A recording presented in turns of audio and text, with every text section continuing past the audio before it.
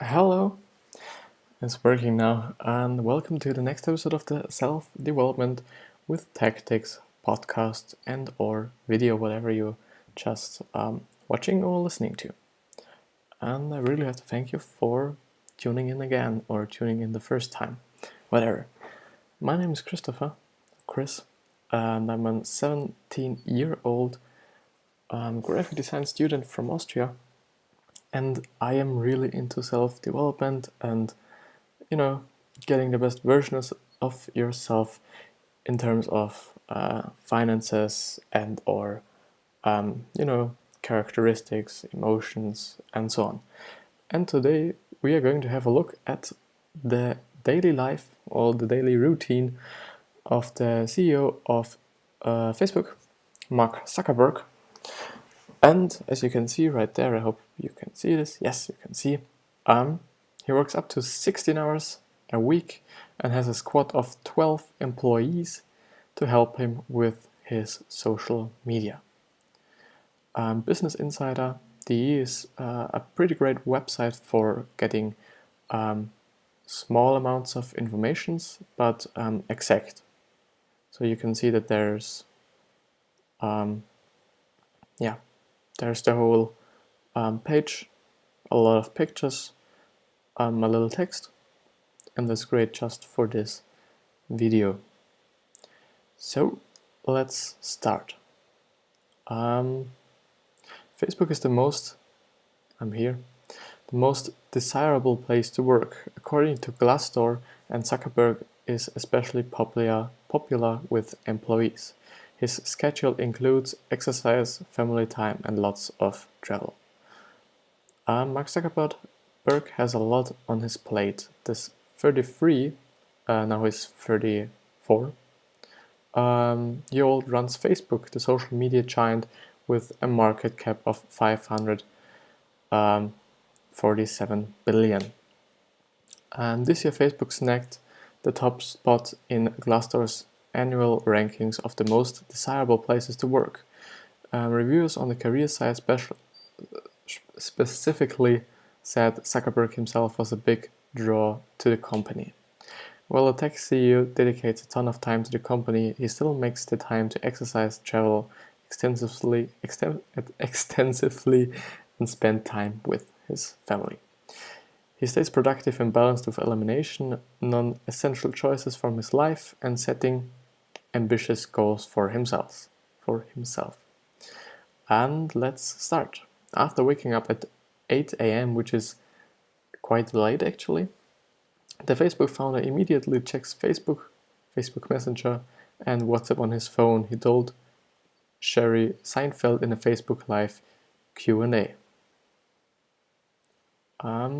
Once he's gotten his morning updates, it's time to work out. Zuckerberg exercises about 3 times a week.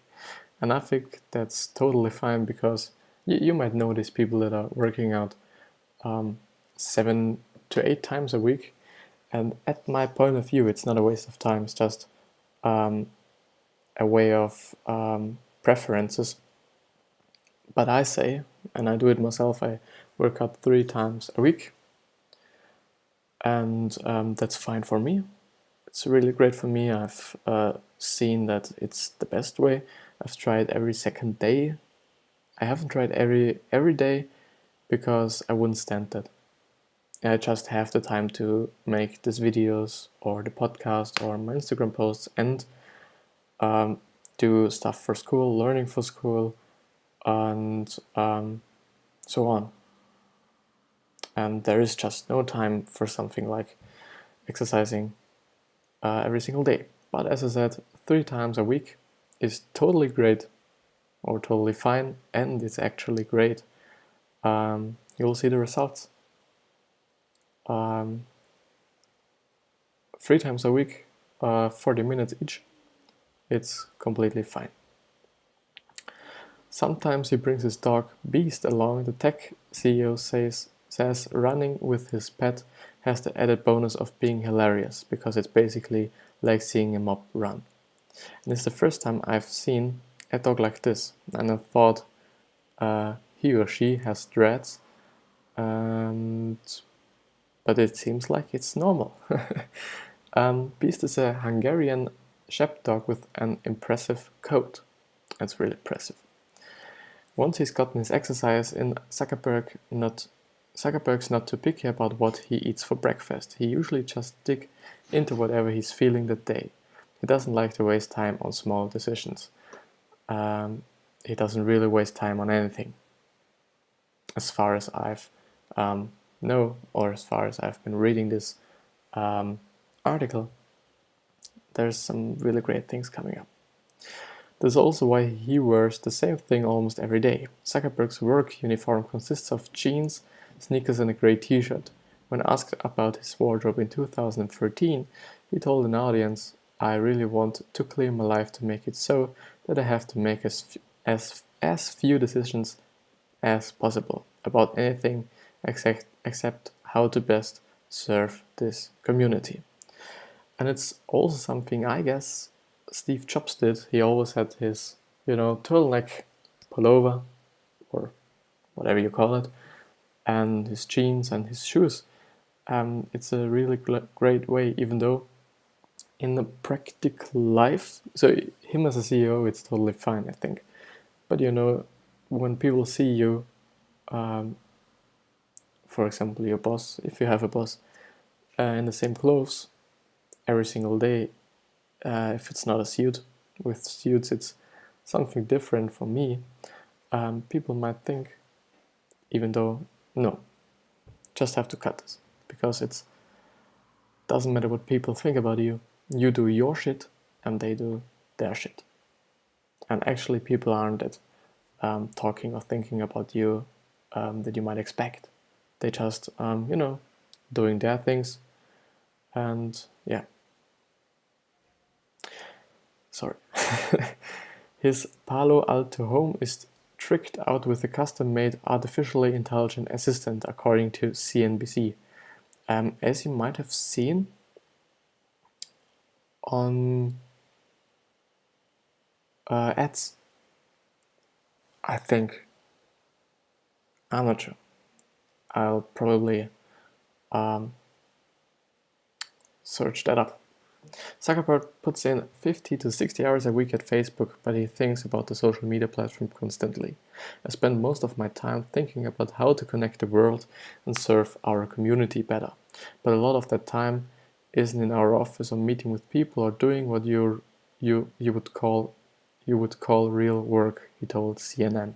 It's actually really great that he says he serves the community, which means that he's not really about the money, but about serving people and creating value for people. And it is, at my point of view, the only way you can achieve something in terms of finances, when you just provide value for people.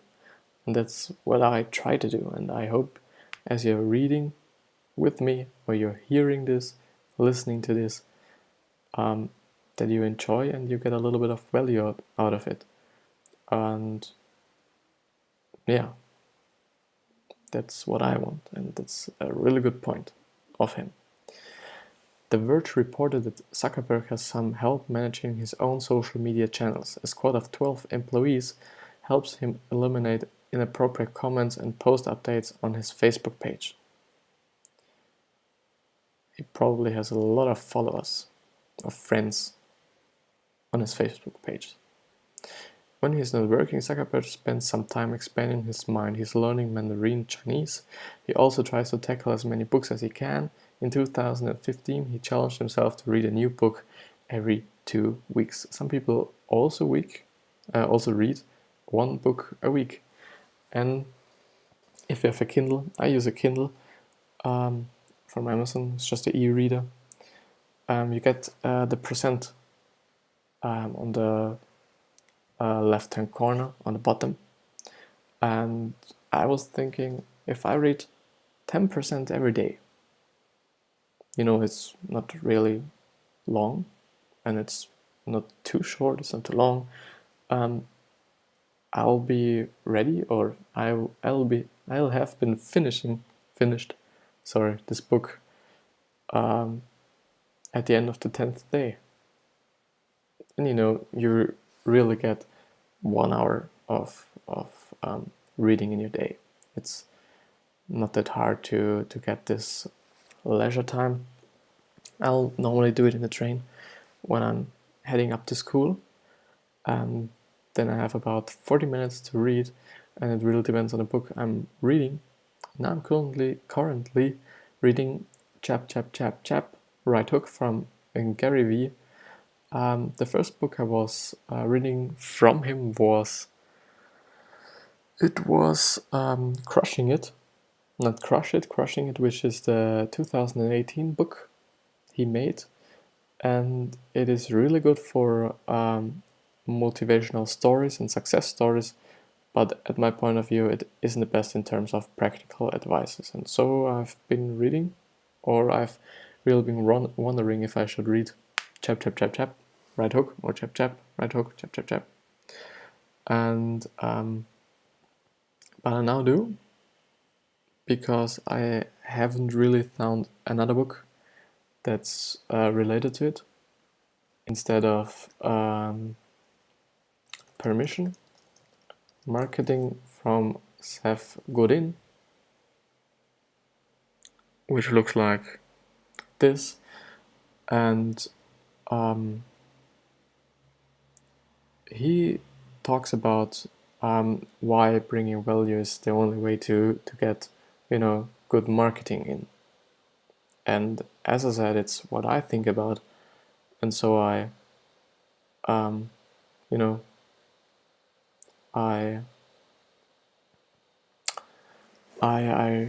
really would have liked to read it, but yeah,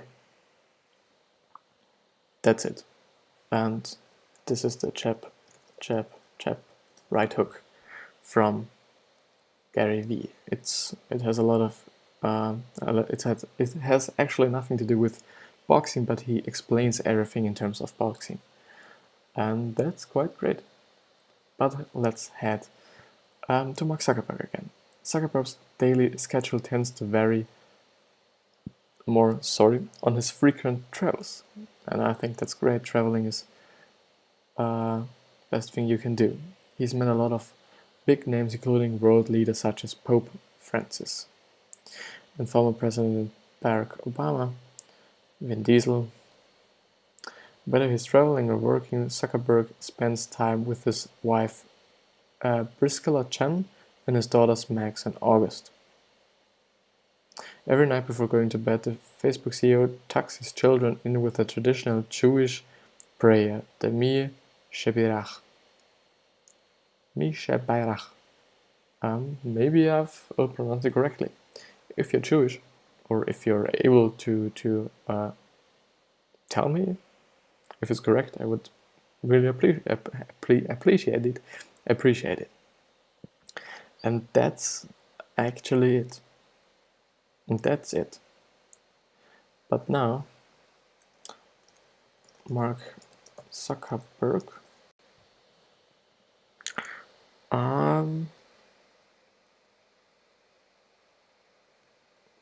So I'll see, and I have to plug in my laptop again. Do you see this? No. Do you see this now? Some sort of, but I'll read it anyway.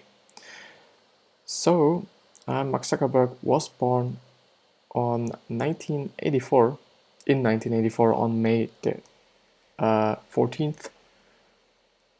And was he in school? Would be very interesting. He was in Harvard. Okay, yeah. But I guess he dropped out, as usually with these highly ranked entrepreneurs or business people. Probably, yes. Just reading.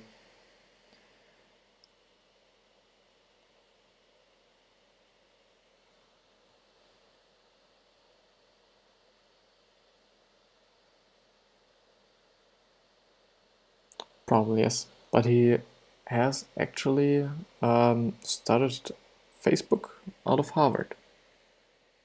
There you see him, smiling nicely. But nevertheless, we are in for 15 minutes. And the last 2 bits of the Mark Zuckerberg article weren't too good.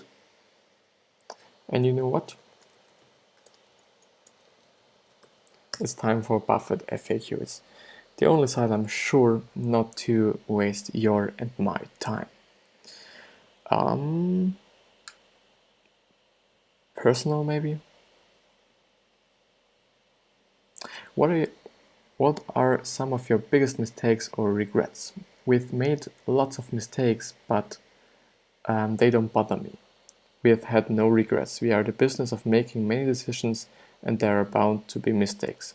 There are 10 billion mistakes of omissions that no one knows about. They don't show up in the accounting. In 1994, we paid 400 worth of Berkshire stock for a shoe company. The company is now worth 0, but the stock is worth 3.5 billion. So now I'm happy to see Berkshire go down since it reduces the size of my mistake. In 1973, Tom Murphy offered us NBC for 35 million, but we turned it down. That was a huge mistake of omission. In my personal life, there are always things I could have done differently, but so many good things have happened. It just doesn't pay to dwell on the bad things. Finding the right spouse, in 90% of it, if you're lucky on health and lucky on your spouse, you are a long way home. Getting turned down by HPS was one of the best things that could have happened to me, but luck can turn out to be good. Bad luck can turn out to be good. I was just wondering myself if it's really what he was saying. A short one would be nice. 99. I think it's maybe if you could come back. I was just thinking because it's this question is from 1999, and I really don't, give you something that has no value. If you could come back again, would you want to be Warren Buffett? I'd want to be Mrs. Buffett. She made it to 104, an allusion to the longtime manager of the Nebraska Furniture Mart, Mrs. Rose Plumpkin, who died in 1998. I have fun every day. I had fun at 25. I have it now. I work with people I like. What would I do? What would I do differently? I don't understand people who would like to change skins with others. That's the point. Always do something you like.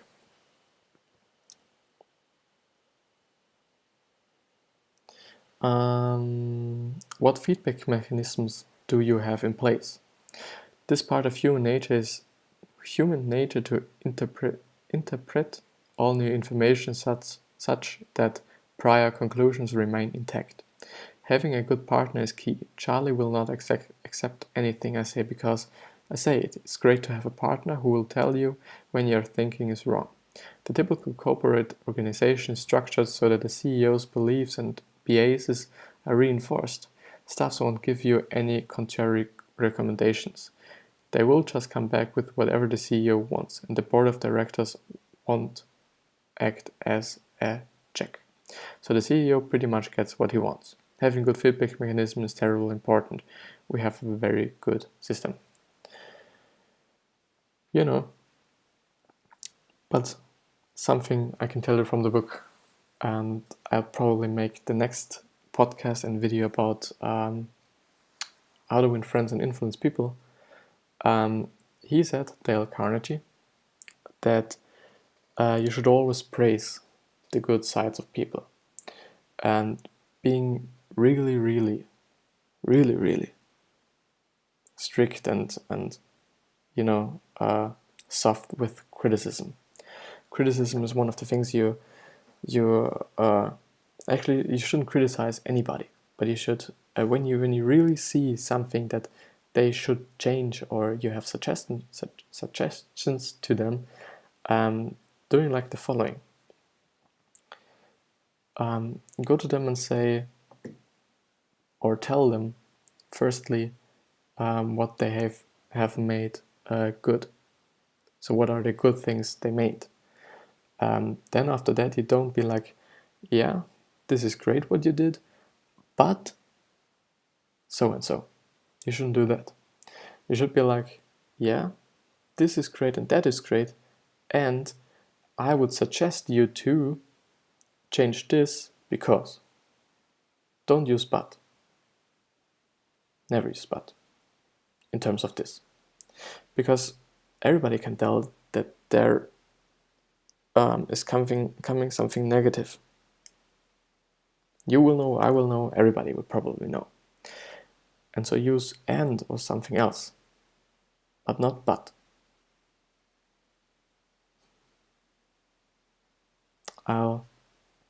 Maybe I have 3% now. It's 20 minutes. Thank you for listening or reading with me. I really hope you have enjoyed this episode as much as I did. And yeah, thank you very much. Thank you very much. See you the next time. Love you.